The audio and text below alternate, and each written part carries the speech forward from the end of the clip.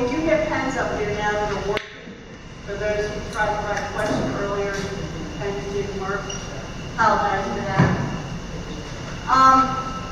This is a form, very loose form, but I just want to make it how it's going to run, okay? Anyone who has a question or questions that they'd like to ask, cards are over there on the table by the door. Indicate it on the card if it's a specific question for an individual candidate for a particular office. Otherwise, it will be asked of the entire slate.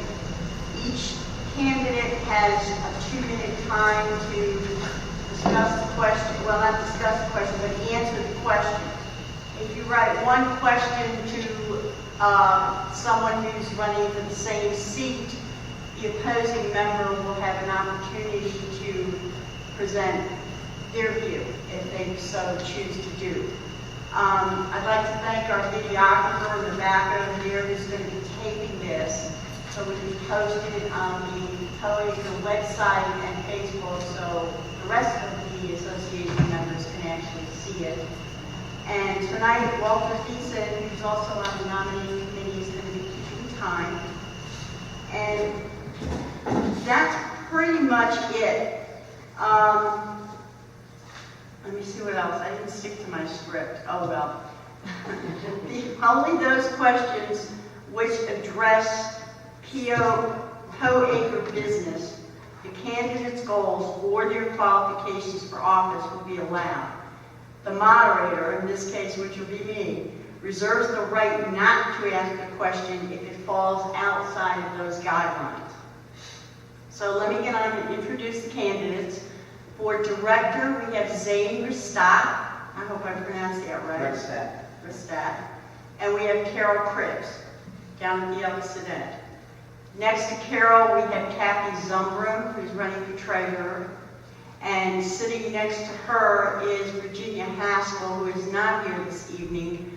And then we have Sean Murphy, who is running for vice president against Virginia Haskell. Now, in representing Virginia Haskell is her neighbor, Ida Ray Kramer, who will be reading comments on her behalf.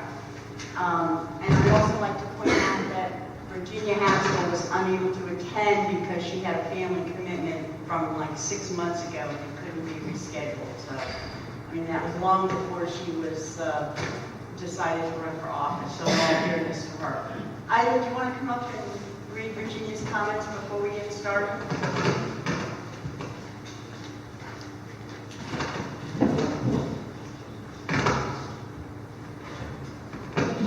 Hello, my name is Ida Ray Kramer, and I'm a neighbor of Ginger Haskell. She's really sorry that she couldn't be here this evening, and she asked me to read this statement that she's written. She says, I've owned a home in CRE since 2005. This is a beautiful community. We love the woods, the bay, and watching eagles play. We've made good friends here.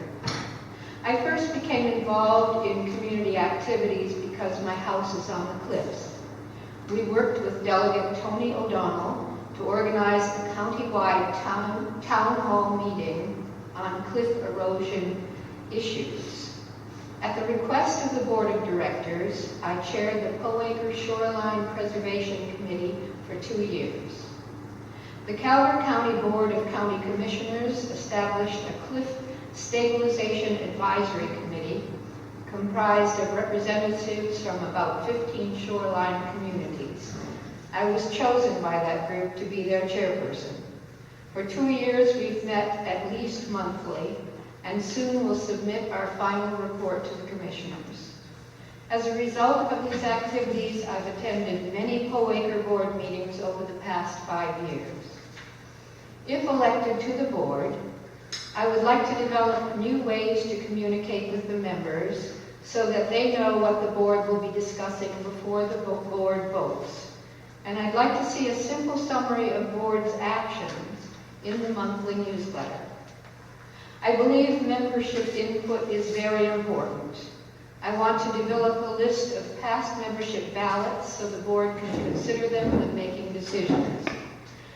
I want to consult the Corps of Engineers to determine if there is any realistic option for restoring Golden West Way as a major emergency evacuation route.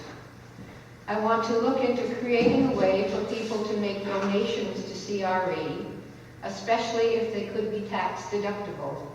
We have members who could provide more financial support, and we should have a way for them to do so if they want to. Finally, as a board member, I would like to build on the terrific work of the Activities Committee to find ways to encourage more residents to participate in our community. If everyone who lives here could just spend one day a year as a community volunteer, whether it is clearing walking trails, or grilling hot dogs for a beach picnic, or packing Thanksgiving dinner baskets, we would get to know our neighbors better and contribute to making CRE a great place to live. I ask you to vote for Virginia Haskell for Vice President of the Pollwaker Board of Directors. Thank you.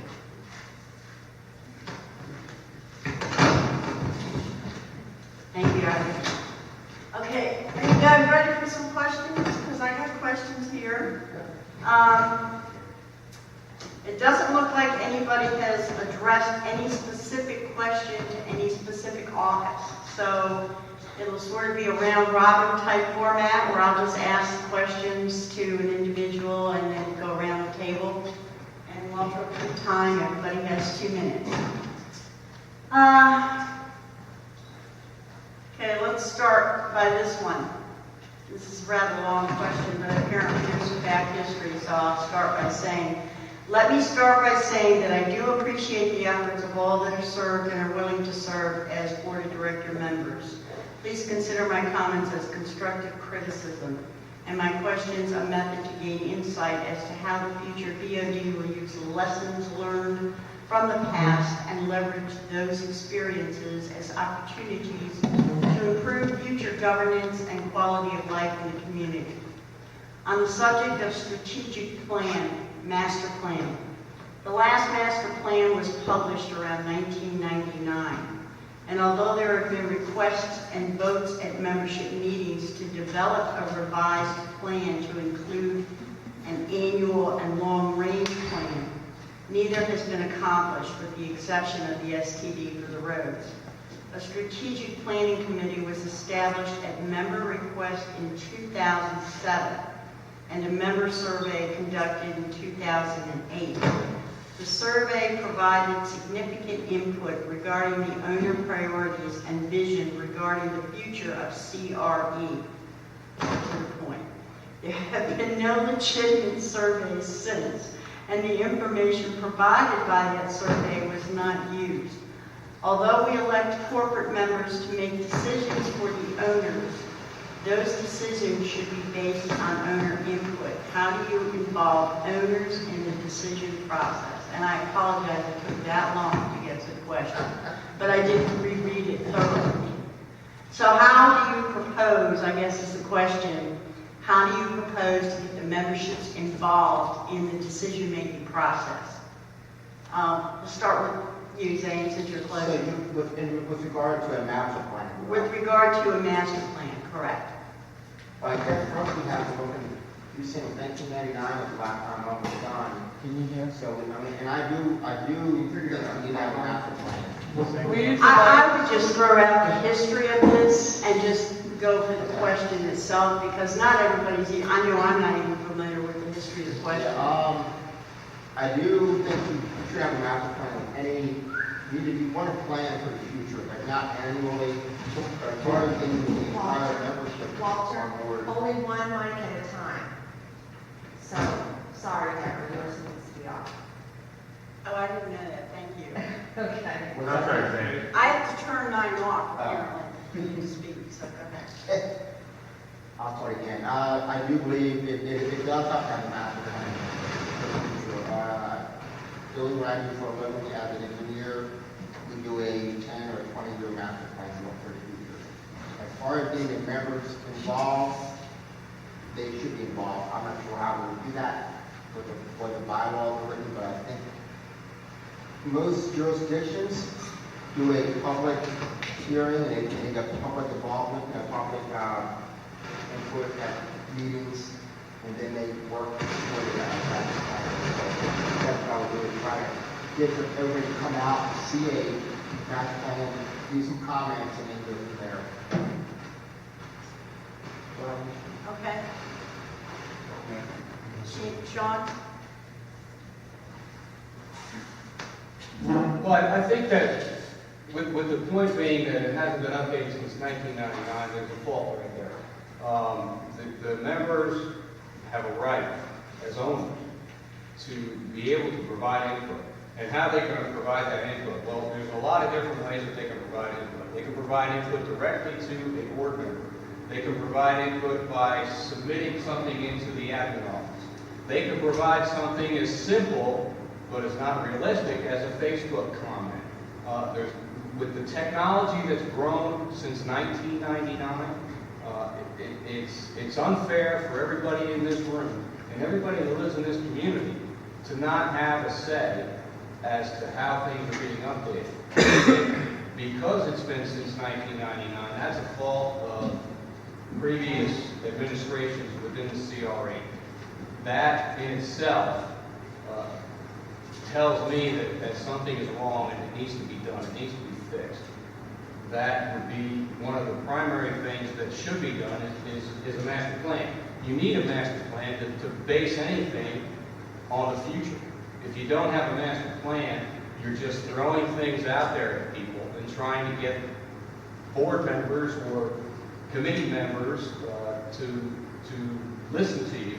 And basically, that master plan is something that is a building block to almost everything that they're going to do. So it's my belief that a master plan is the beginning of a new direction for CRE.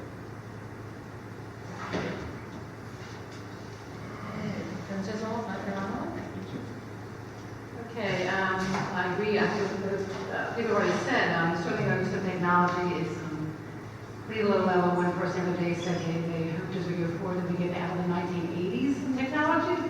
Our website, we've been on it, is very antiquated. It's not very user friendly. It's not easy to get updates. You have to have a login ID to get in. Somebody was just getting newsletters with the details, like Virginia's proposal about putting more details in the newsletters, whatever.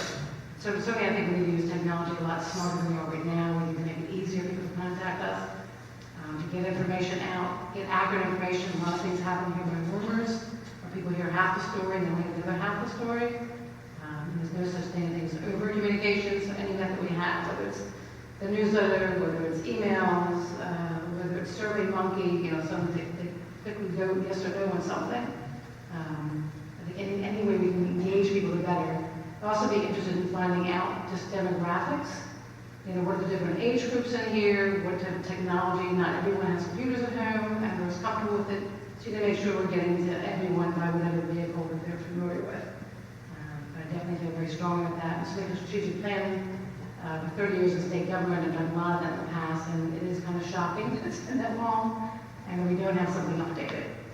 So I definitely think that's something we would have to look into and work on and keep it up to date. Normally we do at least roads that be longer because the funding is so long, but at least maybe 5 years and updated periodically.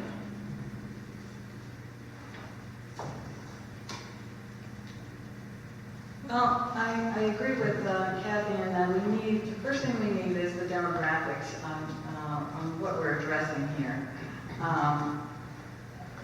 I'm sure that those statistics are available through probably real estate agents. And as far as a survey, we could certainly do a survey on Facebook or through the newsletter or through the website, a lot of places. But the truth is, we're not going to get a majority of people who are in favor of the same things. We are too many different people in here. I mean, there's just so much variety in here. It would be wonderful to have people who are willing to serve on a strategic planning committee. I served on the strategic planning committee. I know why it went nowhere, because nobody is willing to follow through. I don't want to sound like a Debbie Downer, but that's why it hasn't been been updated since 1999. There was a beautiful presentation of a park plan for what used to be the stables. I suggested to Jean that it be presented as the beginning of a new master plan, and we could address each area of the community as money was available, but at least we would make a start towards a master plan. That didn't happen, and I don't know how to make it happen because there's so many people that are going to criticize no matter what you do. Tell your neighbors to come out, come to the meetings, join some committees, get involved in the community, and we can get more feedback about what everybody wants, and maybe we can make something happen then. I'm done. Okay, the next question. Someone would like to know, I'm sure a lot of others, someone would like to know, I'm sure a lot of others would like to know as well, each candidate's position on protecting the Chesapeake beaches with regard to ballot 3, which is allowing the cliff property owners to have any and all access to place revetment in front of their homes by any means necessary. Who wants it? We'll start next one. Now we'll start with Sean next and go that way. That's a subject that has been brewing for years. Ginger has been working that issue with not only Calvert County, with not only the CRE, with not only the state of Maryland, but she's already gone all the way up to FEMA with this. The bottom line is that you all have probably received the ballot. You've noticed there's a resolution in there for the cliffs. I'm not going to get into that, but there are different circumstances for different areas of that cliff, simply because of the endangered species that's located out there. What can we do about that? Well, I'm not a scientist, I'm not a U.S. Army Corps of Engineer person, but there has to be ways around it. My personal view, based on the question, my personal view is not to allow CRE residents, CRE homeowners, to have to pay for that removal. That's my personal view.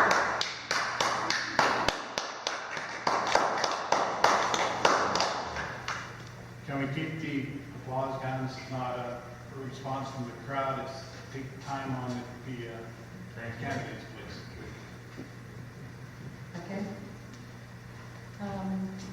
I'd be interested in seeing the study that's soon to be released, because I haven't had a chance to see any material about what are the proposed solutions. Certainly have sympathy for the people in the cliff as well as losing their houses. However, we have to protect the entire shoreline, not just those houses, so I want to make sure that whatever the proposal is, that yes, obviously they're not going to propose it if it doesn't help them, but what does it do to the rest of the beaches? Do they have to have access on the beaches? Is there any danger there? And obviously, with all these other agencies involved, none of us are going to be able to do anything until we get all the government green lights. So we have to see more details. In general, I'm not opposed to helping them, but I don't want it to be at the expense of the rest of the people in CRE who enjoy the other beaches and the property as a whole. Because certainly one of the big draws to come to the ranch club as far as property values are our public beaches. So we want to make sure we protect them also.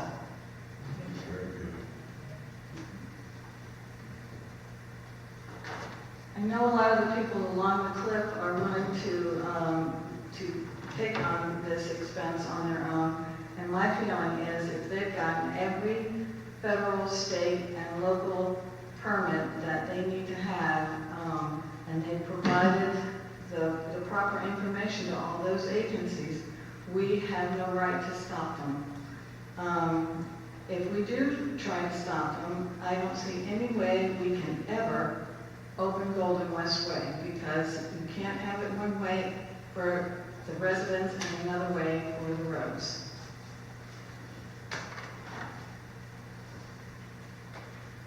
This is right in my wheelhouse. I've had an engineer, this is very complicated work.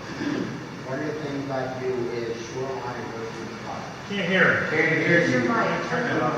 It's the mic. Sean, can you use yours? Yeah, it's the mic. It's defective. Can you hear me now? This is right up my wheelhouse. As an engineer for St. Mary's County Public Works, one of my duties is I am a project manager for shoreline erosion projects. We do revetments looking shoreline. Now, if I understand it correctly, the property owners have all the permits necessary, and they're being asked to pay their CRE to do this? No.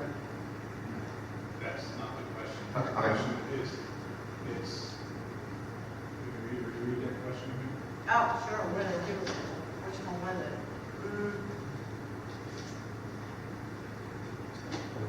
Here it is, sorry.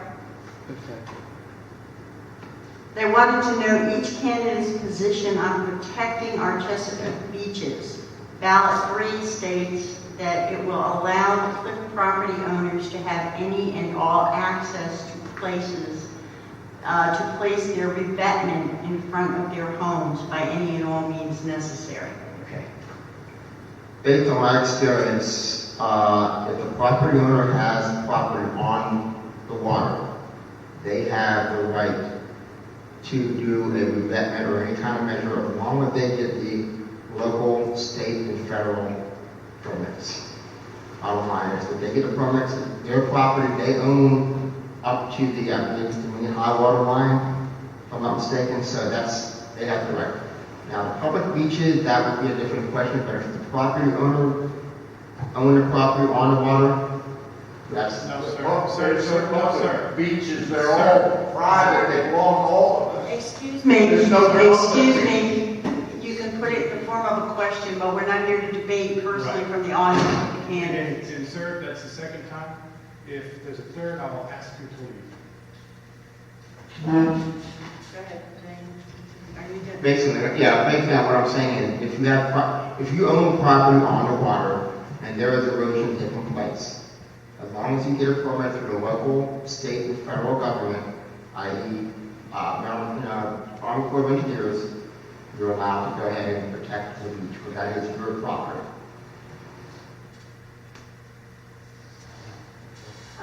This is a good question to start off with you, Cathy, since it relates to the budget. The expected uncollectible account is budgeted for 12%. Prior year's fees and next year's budget is only about $145,000 as opposed to the 12%, which is $232,000. How is the board going to collect the difference of the $72,000? I don't have the details on that since I haven't been voted in as treasurer yet, but certainly haven't gone to the finance committee meetings and hearing some of the board information at prior meetings. One of which is Sylvia Neff did an outstanding job when she stepped in as treasurer. Unfortunately, she didn't agree to continue as treasurer, which is why I'm running now. But they did a very good job about speeding up and making cheaper some of the processes, the whole legal process to get people to repay. So they have more people doing, basically consenting to make payments. One of the things they also are recommending, and I don't think we'd like to publicize it too much, we tell new folks when they buy a house here, they do, in fact, just like you have in your mortgage, you have escrow, and every month you're paying $112 instead of coming up with a lump sum of $700 for your taxes or insurance. You can do the same thing with your membership fees and your road fees. You do have to do it in advance, though. But we can convince some people that they should get into a monthly plan. Again, with technology, they can set their bank accounts, have it automatically set and prepaid certain days a month. It's a lot easier and a lot less payment than coming with a couple $100 at the end of the year. I did spend 15 years of my experience in state government, which basically collections of debt, so I'm very familiar about how to collect debt, the legalities, and how you collect money. Our rate has gone down as far as the delinquency, so we're actually on a good track. It'd be lovely to be zero, but I think it's unrealistic that we'll ever get to zero. It's only when they fly us only each year.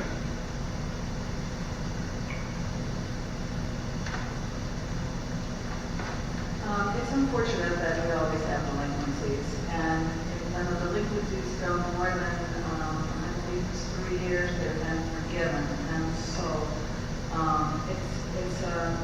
recurring problem, and it's gotten worse with the foreclosure rate around here also, because the banks are not going to pay the fees that are due on the homes.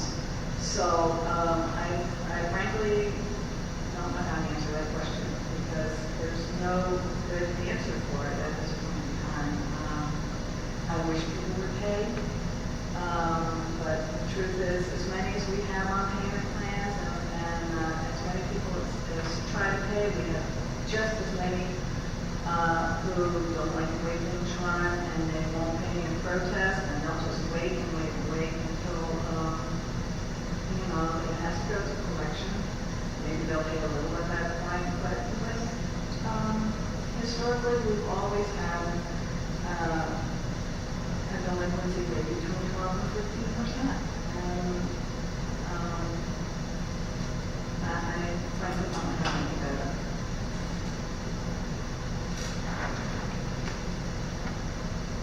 I'm not sure how the proper way to address that.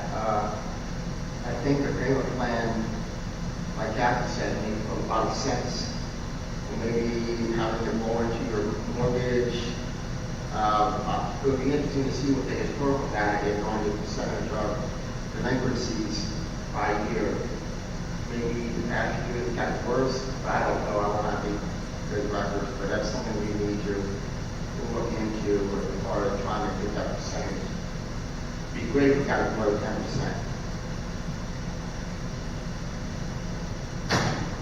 We've been going around for the last 3 questions. And first of all, I want to thank everybody for showing up.